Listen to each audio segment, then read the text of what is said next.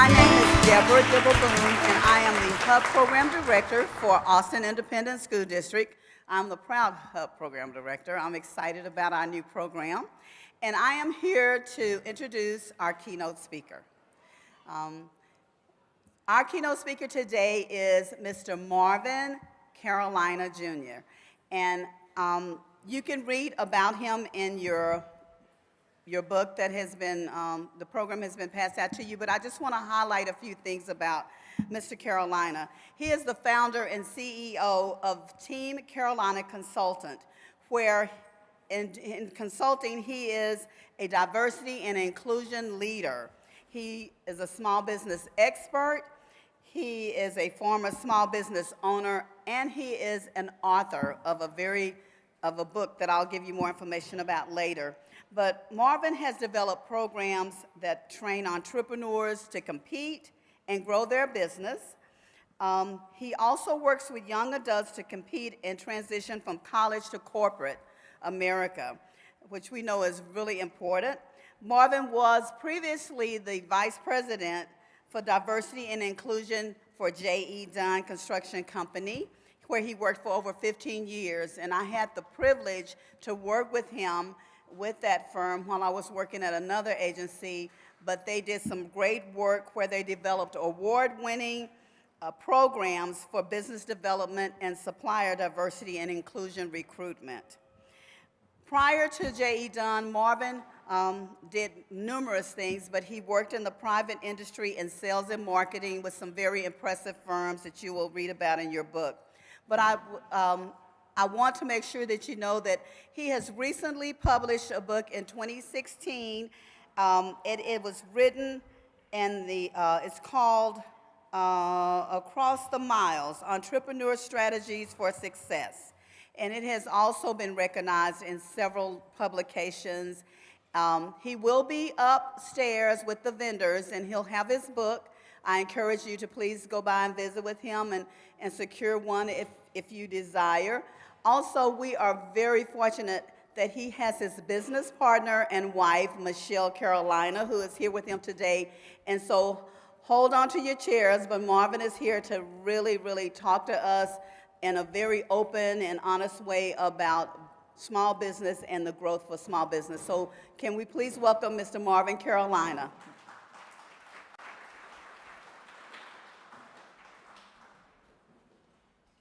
Deborah, thank you very much for the kind introduction. I travel around the world and this country often talking about small business, so it is an honor to be here to share some words with you this afternoon. From time to time, I tell stories about my wife and kids, funny stories. But as Deborah said, my wife is with me today. You will not hear any funny stories about my wife and kids today. But it's important for me to note, my new company is built on competition. You're going to hear the word compete, competition several times throughout my presentation, and whenever I talk to people, I talk about competition.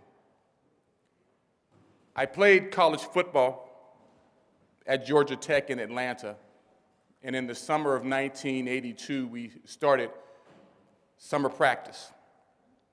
And we practiced for about 5 or 6 weeks, and our very first game was against the University of Alabama and Bear Bryant. And I was returning kicks that day, and that was my responsibility. And I went out in pregame, and we were catching kickoffs, and we didn't have our shoulder pads on, and we were catching the ball and doing all the things, and the crowd was coming in, and it was probably about, I don't know, about 25% full, but, you know, it was a nice crowd. Went back into the locker room and finished getting dressed, and other guys were like, well, you know, what was it like out there? What did it look like? I said, look, pretty good crowd.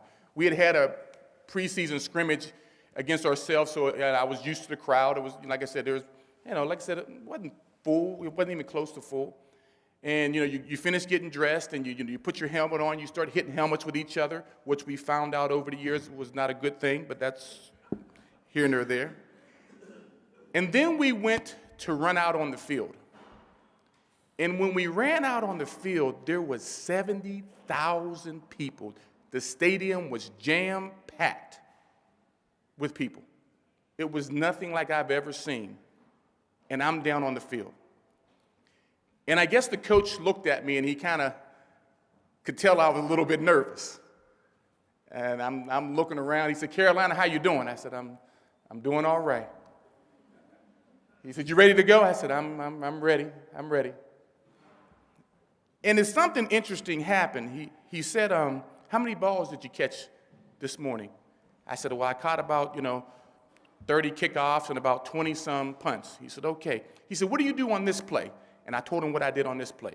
He said, "What do you do on this play?" And I told him what I did on this play. And he kept firing those things at me. He said, "One thing you need to understand, it's not about the game, it's about the practice." We always focus on the game. When you're in business, you focus on bids. You focus on the presentation. It's about practice. It's about preparation. Did you prepare to do? It doesn't matter about the 70,000 people. All they're going to ask me to do is what I practiced. Oftentimes, we don't really understand that. We always focus on the game. Practice will tell you how you will compete game day. Preparation will tell you how your bid will turn out, how your presentation will turn out. And we're extremely competitive. When I was in college, we filmed and we graded everything. Every practice, we filmed it and we went over it. Every time I was in the weight room, how much did you lift compared to other people? When we use the word compete in other areas, it's a bad word. Well, that's my competitor. To compete means, in Latin, it means to strive together to get better. That's what compete means. Because we need other people by which we can gauge ourselves. When you are in a room by yourself, you are the best and the brightest in that room. When you start bringing other people in the room and you start competing, that's when things change. We had a panel up here earlier. Travis County, the school district, the city, everybody was up here. Now, they're all friendly, but they're all competitors. When one of them has a program that's working pretty good, the others kind of look. How do we match that? How do we get better? And then when they develop a program, how do we get better? It's through competition that we get better. And we grade each other. See, when you're in sports, it's easy. They videotape practice, and if you go the wrong way, it's pretty clear. Coach said, "What were you thinking about?" "I was thinking I was doing the right thing, Coach." And he keeps rewinding. When you go to lift weights, what did you lift last time? "I lifted 300 pounds. Well, your competition lift 310. It's very clear. Everything's graded. How did you do? There's very little conversation. You tell me that you want to get more playing time, Carolina. How did you grade out yesterday at practice? How far did you run? What were your sprints? Now, let's transfer the conversation over to business. What would happen if you had a scoreboard in your office that graded you daily? You got a grade for Monday. You got a grade for Tuesday. You get a grade today. As entrepreneurs, we work a lot of hours. What's your grade? How did you grade out? What kind of grading system do you have in your office on a daily basis? Let's not wait till the annual review. Let's not wait till the quarterly review. How did you grade out today? Yesterday, Thursday, Friday? We need to make sure that we understand how we're grading out internally. If you want top performers within your organization, including yourself as the owners, you need to understand how to compete. You need to have a competitive spirit within you because your competition does. How do you compete? How do you understand what competition is? There's a story that I tell. There was a coach, and he was a championship coach, but he ended up coaching, in his older years at a smaller school. And the school, when he got there, the guys he was coaching just didn't seem to have it. They didn't really get it. And he said, tomorrow morning, I want you all to meet me out on the track. Bring your running clothes. We're going to go running in the morning. And he said at this time, he was probably in his mid-40s, and he was coaching in college. When he got the entire team there, he said, we're going to go on a 5-mile run. And he said, everyone who I beat, today will be your last day. He said, there's no way that a 45, 46-year-old man should beat anybody 19, 18, 20, 21 years. And after the run, and there were some starters in there from the previous year, he let them all go. You have to set a competitive atmosphere within your organizations. They have to know, you have to know, and your team has to know, we need to be competitive in the market. And we need to compete every single day. Now, there's a few characteristics that define a competitive-natured person. The very first thing, and it's very critical, this is very critical, you need to understand the rules. The panel up here was talking earlier about the rules. You got to sign up here. You got to do this. Here's what the projects are. You need 3 bids on these ones, lower than this threshold. There's rules. We have people participating in activities that you don't even understand the rules. What does your contract say? When's the payday? What are the things you need? You can't bid on this job unless you qualify here. What are the qualifications need? What are the licenses that are needed? You need to understand the rules of the activities that you are participating in. The rule of business, make profit. Well, my revenues went up last month. Did your profits go up? Business is about profit. What you have left over after everything's said and done. When you do your taxes, you need to understand the rules. A lot of small businesses get in trouble because you don't understand the rules of how to participate. Now, there's written rules, there's unwritten rules, there's changing rules, and you have to understand. In order for you to participate, you need to understand. That's like going to Vegas, and they're saying, well, put your money down, and I'll teach you how to play. You didn't win this one. Okay, put more money down, and I'll teach you how to play. You need to understand the rules before you start putting money on the table. It helps with what you're doing. And then you practice. Practice means you're preparing for game day. We don't practice enough. Everybody wants to go to game day. Everybody wants to go to bid day. Everybody wants to go to when you're doing your presentation. Everybody wants to go to the time when you make the money. You make your money when you practice. You need to set up daily scorecards for your people. When you walk into your office, you need to have a scoreboard in your office for everyone who works there. And you need to have a time clock counting down to the end of the day. John has 20 points. Mary has 30 points. Tim has 10 points. Joe has 3 points. And you score them every day. And you bring somebody on new, and they come into your office, they'll wonder, well, what's the scoreboards for? Well, we grade every day. But what happens to the people who don't score well? Well, that's why you're here. You're replacing them.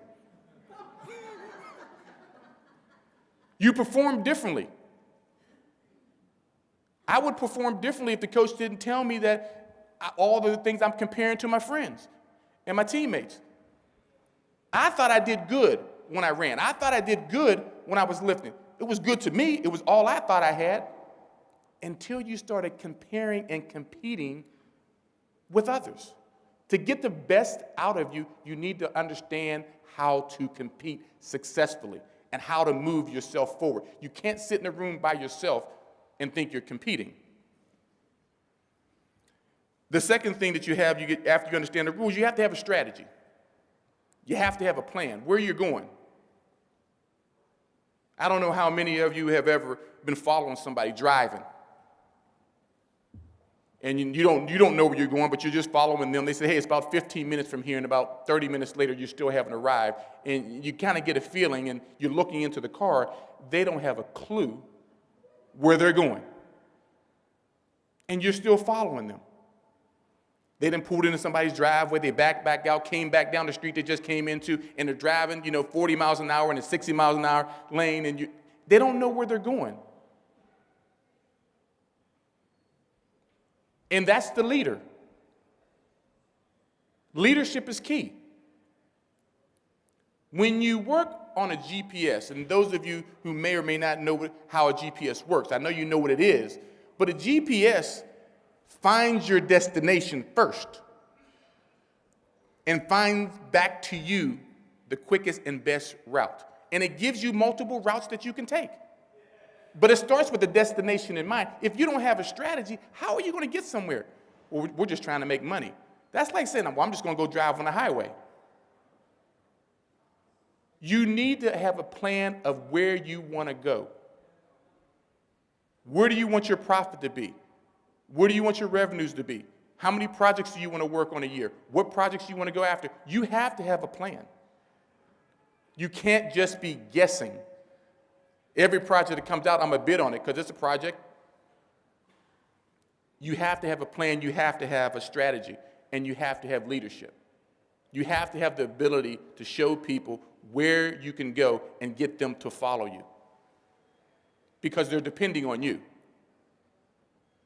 Very important that they're depending on you to get them somewhere. Another characteristic that you have to be resilient. Those of you who are in business understand some stuff is going to go wrong. I'm not guessing. That's a guarantee.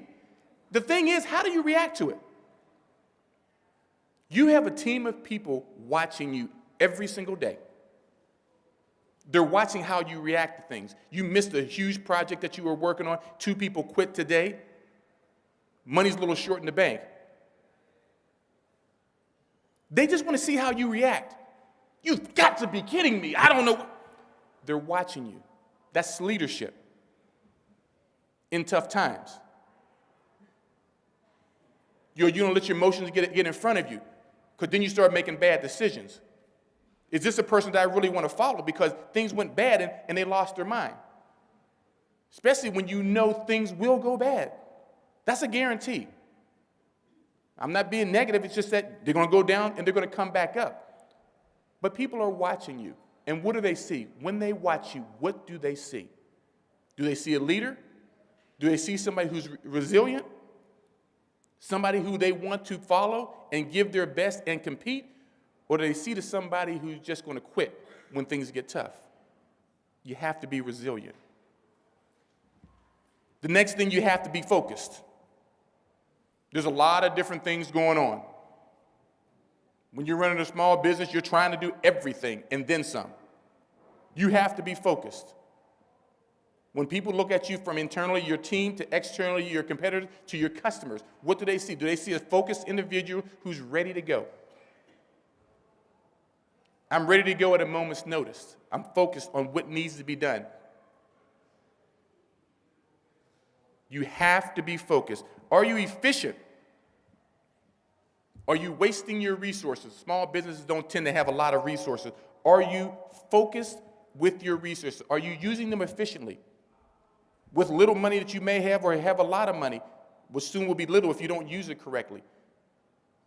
Do you understand how to use it? Are you efficient with how you handle your business? It's amazing, sometimes larger companies are more efficient than smaller companies, and they have more money to work with. But they understand the rules. If you're not good with this money, it'll be gone. So you have to be efficient. Are you innovative and creative? I'm just going to be, I've been in the business a long time. I'm still doing it the same way. That's not a good thing. Most industries, if not all industries, have changed. Not over the last 10 years, over the last 3 to 5 years, they've changed. Who would have thought we'd ever have iPads out on construction sites? You got to log into the computer on a construction site. They have computers on construction sites. You go talk to some people who've been in the business 20 or 30 years, they'll tell you you're crazy. If you can't log on to the computer, you can't do your work. And we can't keep doing the same things the same ways. We have to be innovative and creative and make more money. We have to be innovative and creative and get people to come work for us. You know, I'm a small business. I can't afford to hire a big accountant, this, that. Get somebody retired. Some folks just looking to get out the house. They got a full retirement. They don't need that much money. They're just looking for something to do. And I got something for them to do. We got to be creative. Get interns. Right here. Cutting edge information from these young kids coming into your organization. Give them an internship. They'd appreciate the experience more than the money.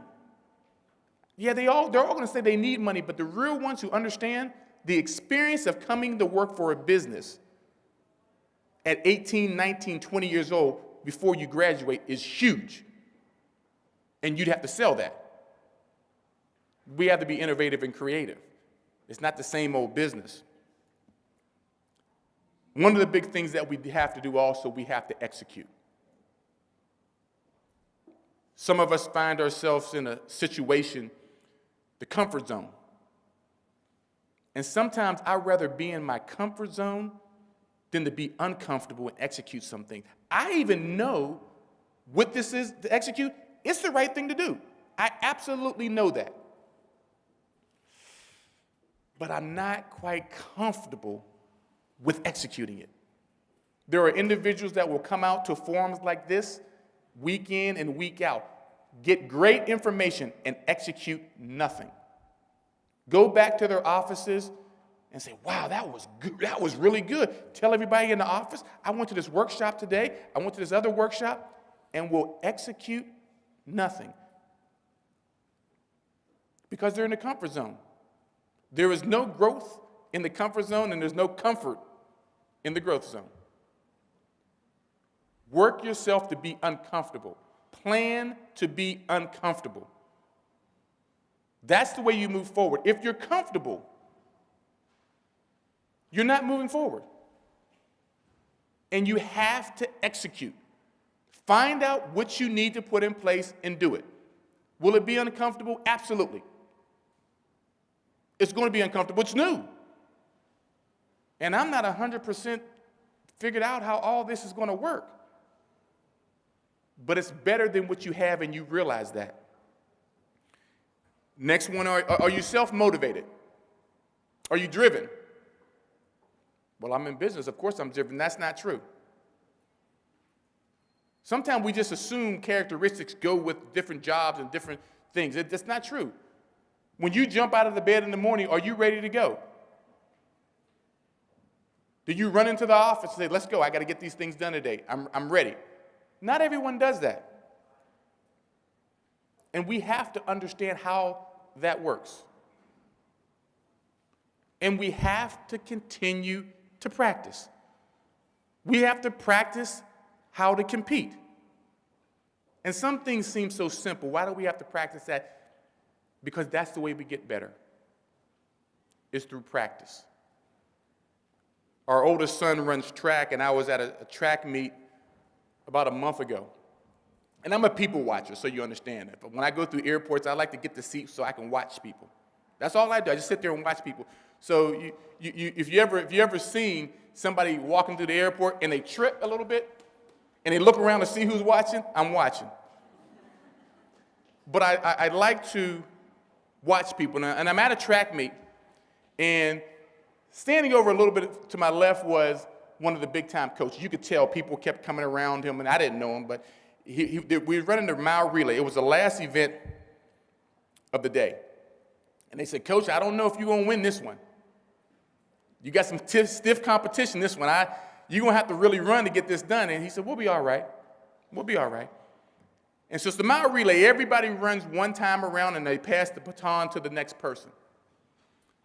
So after they completed the first time around, the first guy was handing the baton to the second guy, and they dropped it. And you could hear the whole crowd go, The coach never flinched. He never moved. And the guy who was standing beside him was giving him a hard time. I told you, coach, this is over. It's over. You dropped the baton, it's over. He said, we'll be all right. And I'm thinking, we'll be all right. He says, we practice that. And the guy looked at him and said, Coach, he says, you practice dropping the baton? And the coach kind of looked at him kind of funny. He says, no, we practice picking it up.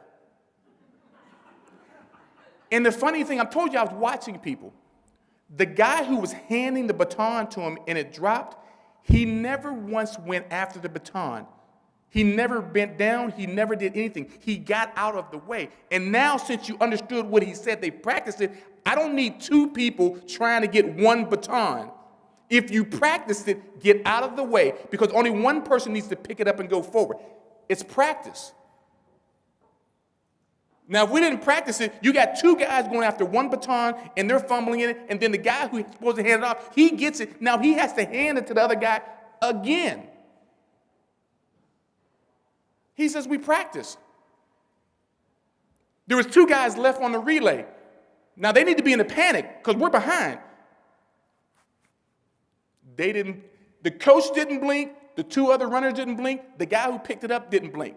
He picked it up, jumped right back in. Now he's behind at this point. The other two guys, you could tell they got together. That's all they did. They practiced that. Now, the end of the story doesn't matter, but as you might have seen, they won the race. The last guy had won the open 400 pretty easily, so all they needed to do is get it to him and make it close. But they practiced picking up the baton. Who would do that? We need to practice on getting starts. We need to practice on your endurance. We need to practice on your speed. They were preparing for anything that might happen. So there was a part of every day at practice, they practiced picking up the baton. What do you do within your companies? Practice. Every day. That helps you move forward because you don't ever know what's going to happen. There is sometimes bid needs to be turned in at 2 o'clock. I know companies who drive over there for days before checking traffic patterns because it needs to be done by 2 o'clock, and I don't want to run into traffic. I know, and there's alternate routes that I can take to get there. That seems pretty crazy until it happens. And then you wish you had done it. Are you adaptable? That's another characteristic. Are you adaptable? No, I'm old school. I'm going to keep doing it the same way I've been doing it for the last 20 years. It's been working. What is working? Tell me what working is. And the old folks like myself always say, well, we're not going to adapt. You need to adapt. You need to change. Things are changing on a daily basis. Question is, are you ready for them? The last characteristic that I'm going to touch on is talent. Talent's critical. Talent makes up for a lot of mishaps, for a lot of setbacks. There are some people who are just better than you. Just going to put it out like that. There's some people who are just better than you. They could run faster, they could jump higher than you, they're smarter than you, they could read faster than you, they can calculate math problems faster. There are some people who are more talented than you. I was playing a one game, and on Monday, we would review the film of the team that we were playing the next week. And we went through film session, we looked at the team we were playing, and my coach stood up after the film and he said, if they play their best game and we play our best game, we lose. First of all, you need to work on your pep talk, coach, if you're trying to encourage us into this game. But I saw the same film that he saw.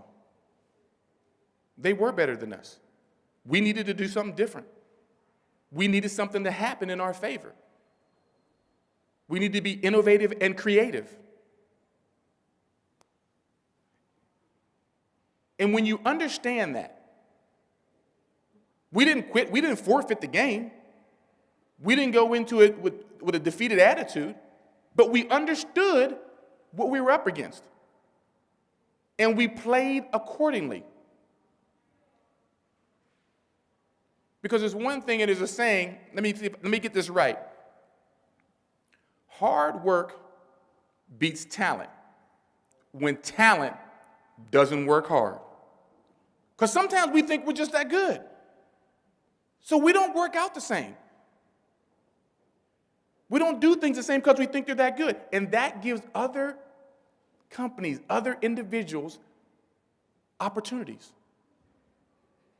Hard work beats talent when talent doesn't work hard. And we have to understand that. I want to touch a little bit on how your business is structured.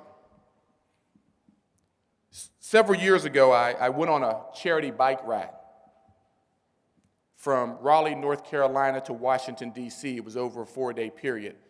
And at the time, I didn't have a bike, so I had to go out and purchase a bike. And I went to a bike shop. I didn't want to go to a department store. I wanted to get a good bike, so I went to a bike shop, and the guy explained to me the different bikes. You have a mountain bike, you have a hybrid, and you have a racing bike. And I said, okay.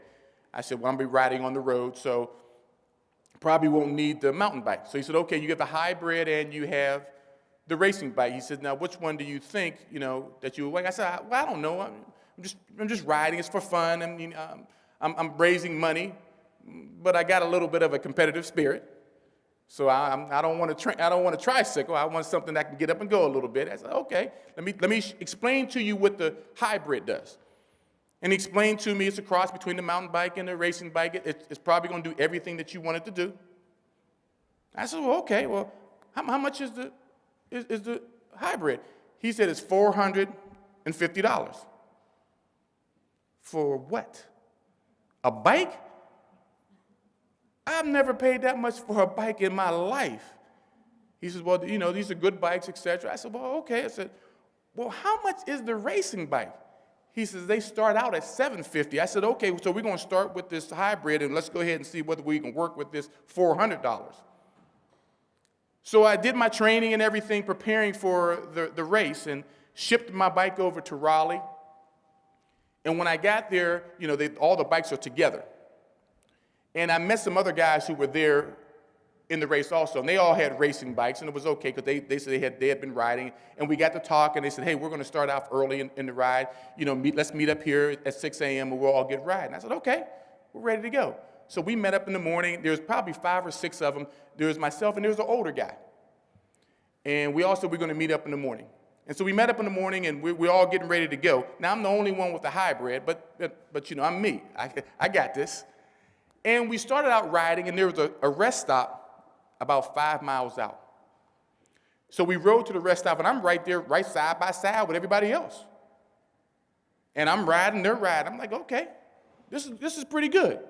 So we pulled into the rest stop, and they're checking their air pressure and all the rest of their stuff, getting some fruit and getting some stuff for the ride. And the old guy noticed what was going on with me. He said, I just need to talk to you for a second.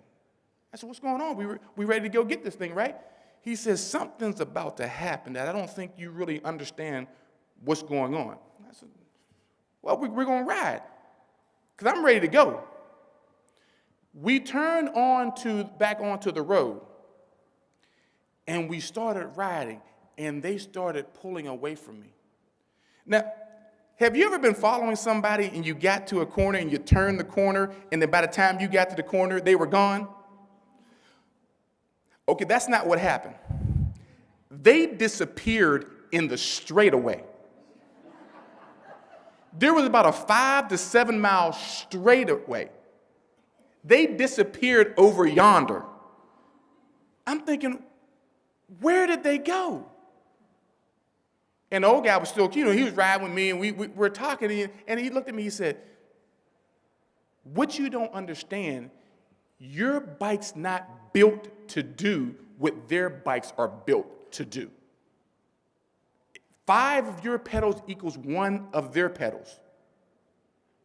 You're trying to make this bike do what it's not constructed to do, which their bikes are constructed to do. Now, in business, oftentimes we're trying to make our businesses do something that we didn't build it to do. Well, I just heard them talk about $1 million contract earlier today. Can I get in line for the $1 million contract? Did you build your company to handle $1 million contract? When you were putting together your company and you were getting a line of credit and you were putting everything together, did you think that you were building a company that could manage $1 million jobs? We always find ourselves in a situation where we're trying to do something with our companies that we didn't build it to do. Regardless how good we think we are. I thought I was just as much in a good condition as the rest of those guys there, but my bike was not built to do what I wanted it to do. There's a few things that your company has to have, regardless of the size. You have to have a good human resources department. I don't care whether you have 2 people or 2,000 people. Doesn't matter. Do you have a good human resources? Why is that important? Because that's where you get your talent from. That's who recruits your talent. That's who trains your talent. That's who pays your talent. Do you have all of that in place? Well, I'm a small company. I'm just going to take what I get. I can't afford to pay everybody, big wages like the big companies. When you hire to get what you get, that's exactly what you get. You get what you get. Do you have a strategy? Based on where you are. I can't pay everyone top dollar. That's what I said. Based on where you are, do you have a human resource department that can recruit you talent so that you can compete and win? You need people who specialize in this area. Do you have somebody who's going to do performance reviews on them? All of those things are in human resources, plus a ton more. Do you have a human resource department? I'm just trying to show you the structure. Because if you're building a $1 million business plus, there's certain structures that you need. The first one is human resources. The second one would be accounting and finances. Do you have an accounting and finance area? Now, I'm going to hit a few more, but maybe you say I'm not that big. Doesn't matter. You still need something written down that says accounting and financing, budgeting, banking, loans, all of those things. You need those things written down of how you're handling that area. That is a crucial area of your business. What is your profit structure? What kind of loans do you have? What kind of lines of credit do you have? What kind of banking relationship do you have? You need something in that area that covers accounting and financing. I'll tell you, that's not my specialty. When I was in college, I took 4 accounting classes. I took Accounting 1, Accounting 2, Accounting 2, and Accounting 3. Yeah, Accounting 2 didn't work out that well the first time. But you need to understand how your accounting and finances plays into your business. That's the second area. All of them are important. I don't know how I put one in front of the other, but I'm going to come back to technology. You cannot run your business today without technology. Not efficiently and not very successfully. If you are not using technology right now and you think you're doing pretty good, multiply that by 10 is what you can do with technology. Technology was almost built for small businesses. It makes you better than you are. You're a company of 2 people. I look at your website, I think you have 10,000 people working for you just based on your website. And if you don't know, that's the first place people are going to. I'm sitting there in a meeting with you, and I have two of my colleagues with me, and you said the name of your company, and I see them being very rude, playing on their iPad. I'm like, we're in a meeting. Oh, I'm sorry, is this your website? In the middle of the meeting. I see you worked on this project. I see you worked on a project. Well, I worked on that project. In the middle of the meeting, we can get your information that fast. Do you have a web presence? No. How do you spell your company? Because I couldn't bring it up. Give me your card. Let me see. Well, I don't have a website. Then you're not in business. This is big business here. You don't have a website? And you're going after $1 million contract? How many of you have ever Googled your company? Any of you surprised with what you found? You got to Google yourself. See what's out there about your company. How many of you have CRMs? Customer Relationship Management System. Great. I don't know how others of us manage our stuff. How do you manage your customers? How do you tell who you talk to, who you haven't talked to, who's worth talking to, who's not worth talking to? Technology. Understand how it impacts you. If you're not a good speller, don't worry about it. Type a few letters, it'll fill in the rest for you. It makes you better than you are. Spelling bees would be a whole lot of fun now if I had all this stuff back when I was a kid. Is your software up to date? Well, software's not that big of a deal. Hardware's not that big of a deal until you're trying to download something that your customer sent to you, and it's just spinning. Your competitor's already downloaded it, answered the question, and sent the information back to your customer, and yours is just spinning because your software and your hardware is old. It's just spinning. Now it starts making a difference. Well, can I just bring my information over? No, just download it over to me. Well, no, I'm going to be in the neighborhood. We don't take anything by hand. You have to scan it and send it into us. Scan it and send it into you. Man, if you understand the process, it's very simple. But if you don't, now it's very hard. Understand technology. It's there to help. And I'm perfectly honest. Technology helps small businesses, I think, more than large businesses. It gives you a different perception. It gives you a perception of being larger and better than you are in a lot of different categories. Understand technology. Operations is another area. You need an area dedicated to operations. What do you do? What do you do? What do you manufacture? What do you build? I can do it all. Please don't say you can do it all. What do you need me to do? No, I need you to do what you do. And I need you to know what you do. Very important. That's the operations part of your company, and you need to understand what that is. The next area is sales and marketing. Who are your customers? Everyone's not your customers. Everyone's not your customer. Who are your customers? You have to be specific. What's your industry?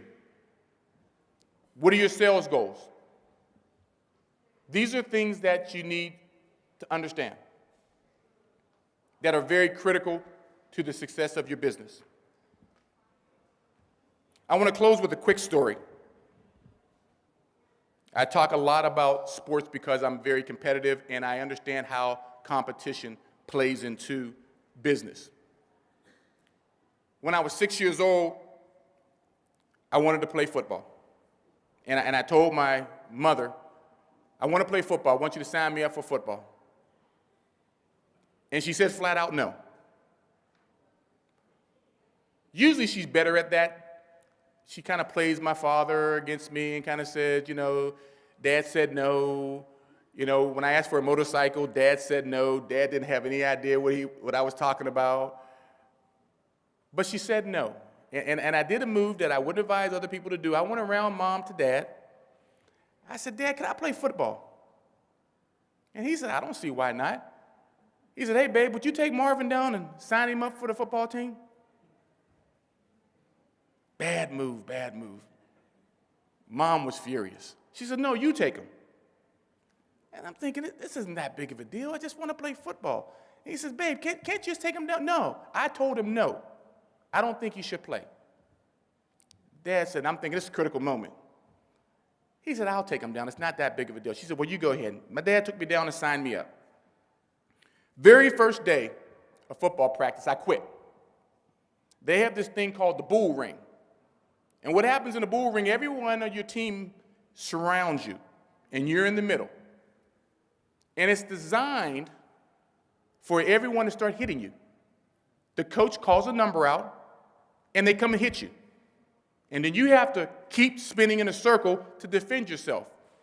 A lot like businesses. Things are coming at you from all directions all the time. They're not coming from just one direction, and they're coming to hit you and knock you down. So I quit and I went home. My mother was the first one home that day, and my mother was a registered nurse. So she has the white shoes on, the white stockings, the white dress, the white half hat that they used to wear back then. And she said, what's wrong? And it was very easy to tell something went wrong at practice. I'm all beat up, I'm crying, I'm bloody. She said, what's wrong? I said, I quit. She said, well, what happened? I said, they were hitting me. You didn't expect to get hit? It's kind of like entrepreneurs. You get to be an entrepreneur and you get hit and you wonder why you got hit. So she took me back down to the field. And so she pulled up, and I think that I'm going to go into the shed here and turn in my equipment, and we're done with it. She goes down on the field, and she talks with my coach.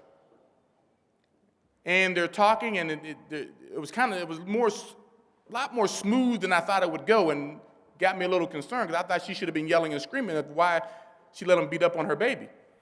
And that's not what was happening. And she came back up, and she said something interesting. And she said, put your little pads on and go on back down on the field. I said, what? Well, I didn't say that, but that's what I thought. But she said, I didn't want you to play. And I still stand by that.